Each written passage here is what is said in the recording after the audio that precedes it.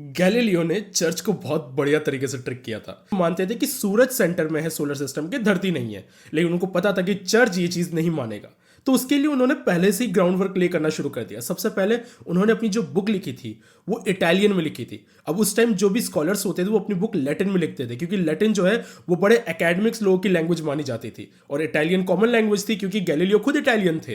तो जब उन्होंने वो बुक इटालियन में लिखी तो ऐसा उन्होंने दिखाया कि मैंने तो आम जनता के लिए लिखा है, ये कोई बहुत ज्यादा एकेडमिक वर्क नहीं है। जिसमें उन्होंने फर्स्ट टाइम सजेस्ट किया था हीलियोसेंट्रिक मॉडल। इस बुक का नाम था द स्टारी मैसेंजर, और इटालियन में इसका अलग नाम है। अब वहां से लोगों को ये तो आइडिया लग गया कि गैलीलियो कुछ अटपटा सा कर रहा है, लेकिन गैलीलियो बेवकूफ तो थे नहीं।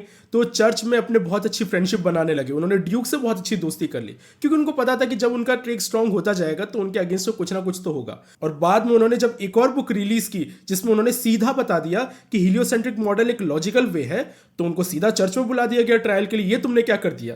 अब यहां उनकी क्लेवरनेस देखो, उन्होंने अगेन ये बुक इटालियन में पब्लिश की, और इस बार ये जो बुक थी इसमें दो फिलोसोफर्स की डिस्कशन बताई।